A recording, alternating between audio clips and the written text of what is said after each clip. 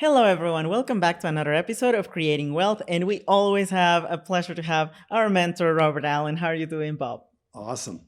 And Awesome. today we're going to talk about debt. So, Dave Ramsey mentioned on one of his tweets on March 2022, he said, "Debt is dumb, cash is king, and a paid off home mortgage has taken the place of a BMW as a status symbol of choice." What do you think about Yeah. that? Well, let's talk about Dave. Dave's a great guy, and he had his own personal problems, and he was very open about them, how he fixed his problems. And now he teaches people on personal finance. Now, this is really good stuff because everybody needs to have a foundation of personal finance habits that are good, that are smart. I'm not a personal finance guy. I am an investment guy. I'm going to teach you how not to save a lot of money and put it away in a bank somewhere and have a high savings account. I'm going to tell you how to take nothing and turn it into millions.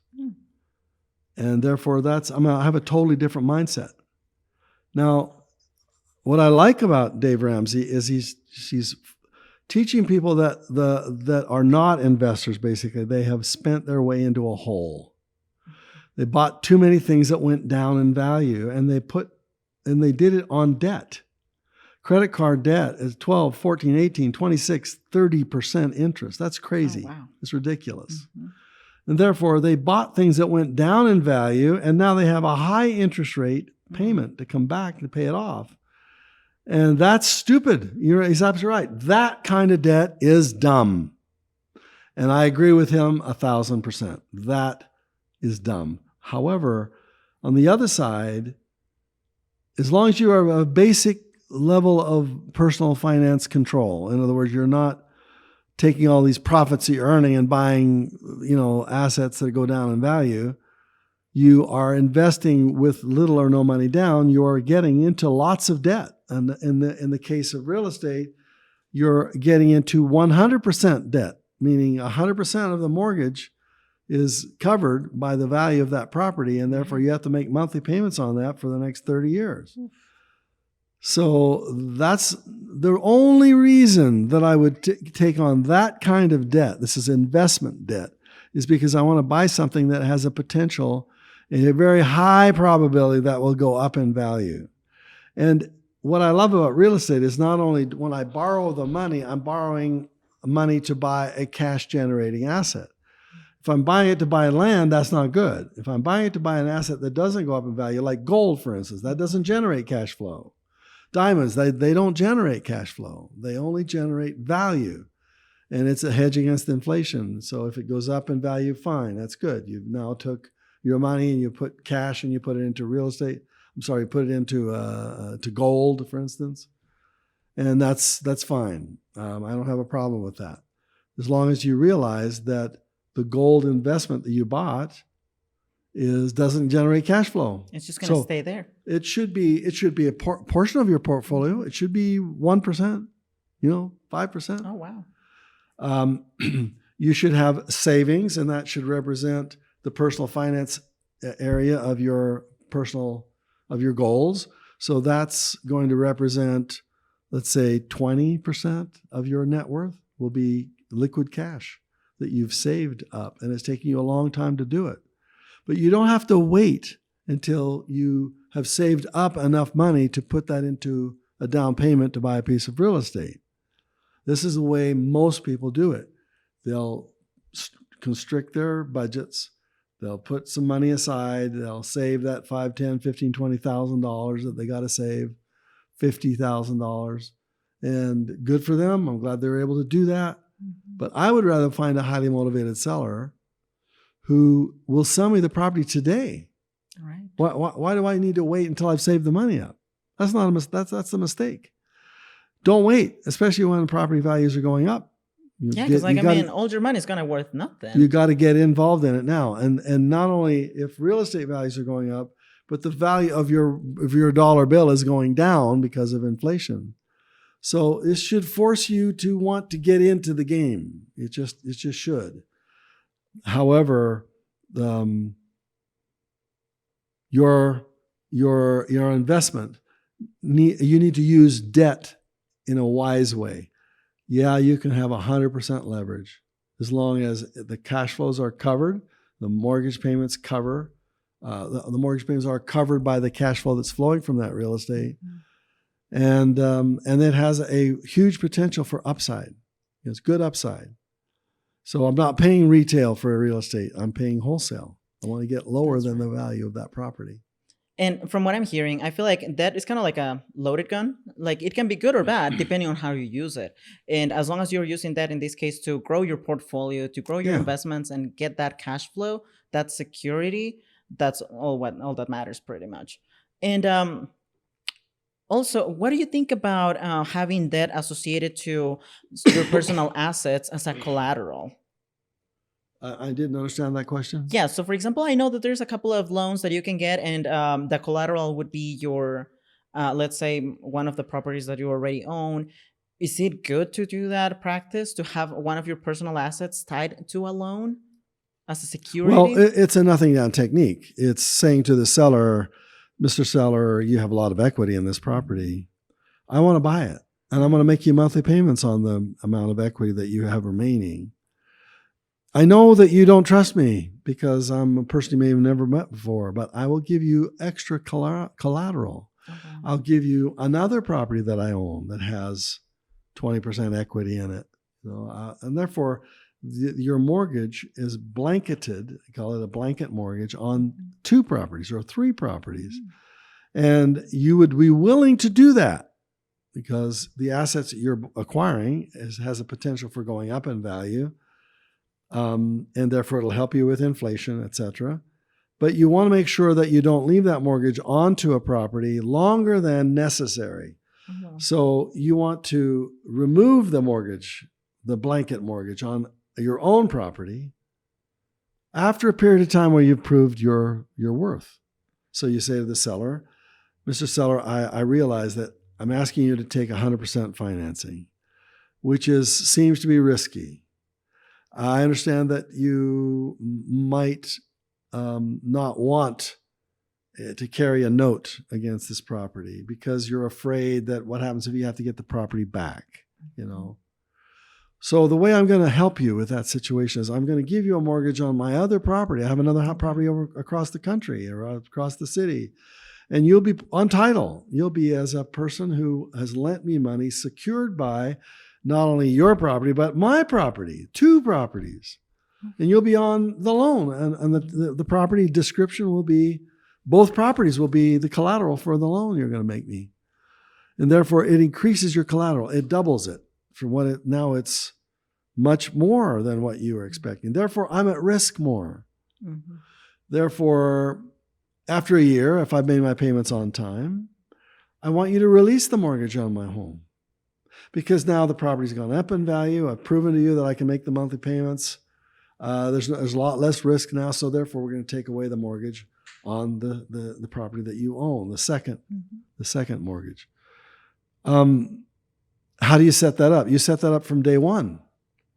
You put it into an escrow where the escrow company receives the payment from you and applies it according to the instructions of the seller.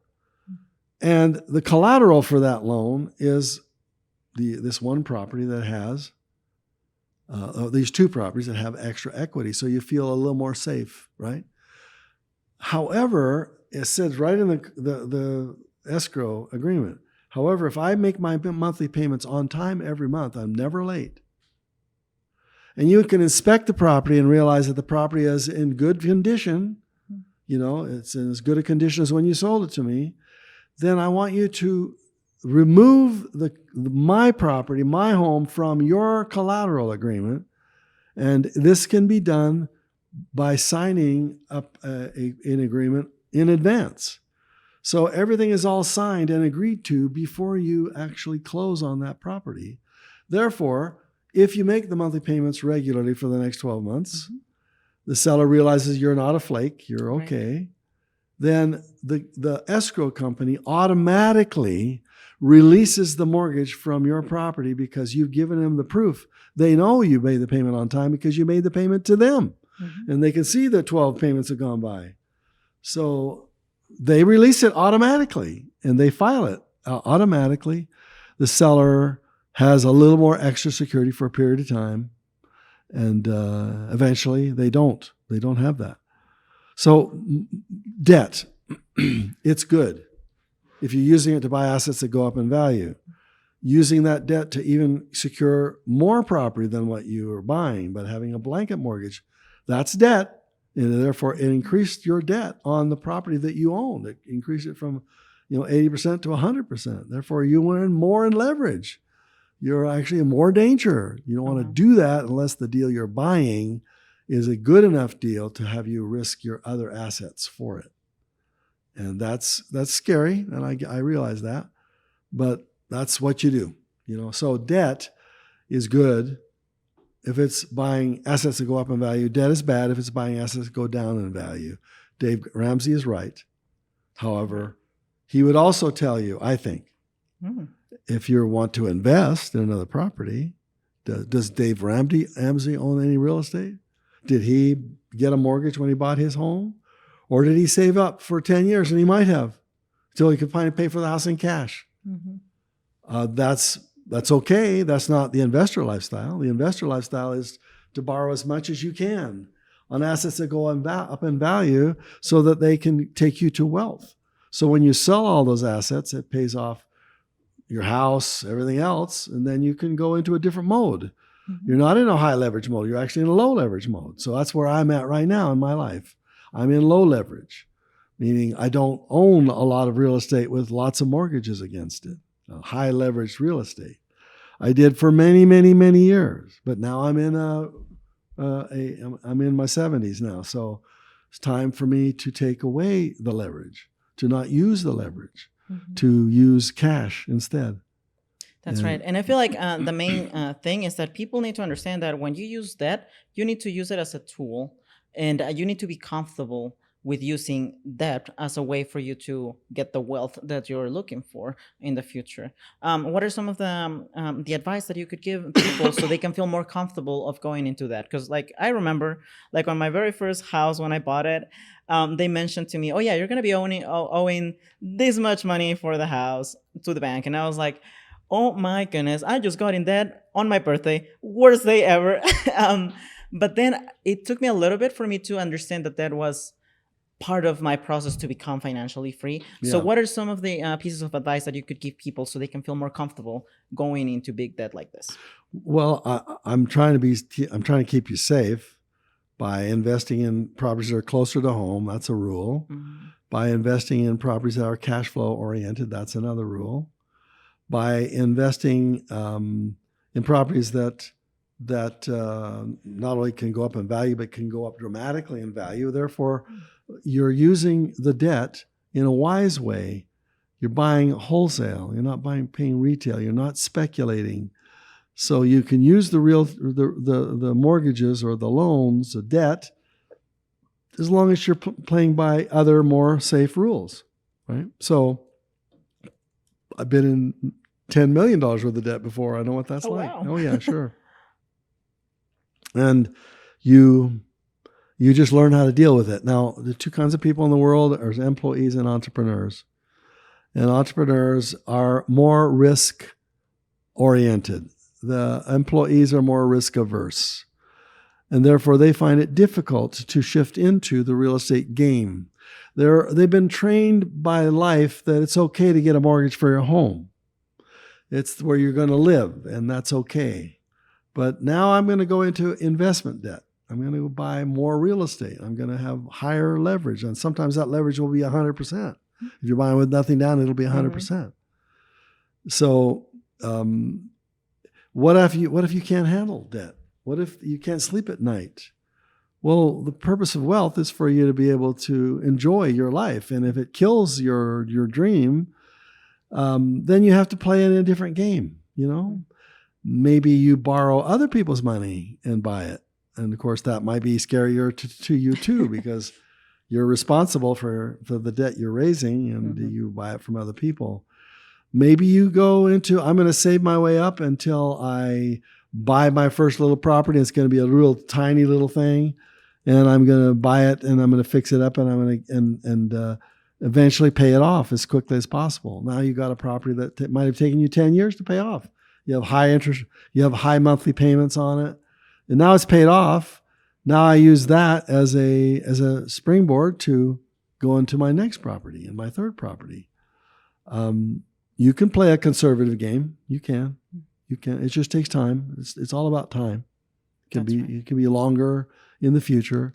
If you're afraid of debt, fine. But I'm not afraid of debt. Most real estate agents or operators are not afraid of debt, but they do use it unwisely. And therefore, just use it wisely. You'll be fine. That's right. And as long as you trust in the people that you're also working with when you're going into that, for example, like if you have a mentor, if you have a partner that you're going with for investing into these properties, you should be fine. You need to just trust in these people as much as they are trusting you with this big amount of money. Well, then again, Exactly. thank you so much again, Robert. And thank you for teaching us. Watch out for that debt. Make sure it's the right kind of debt, not the wrong kind of debt. That's true. Yeah, we need to watch out for that. But as long as we use it as the right tool that it is, we should be totally fine and on our way to become financially independent. Absolutely. Thank you so much again. You're and thank you to our audience. And we'll see you on the next episode.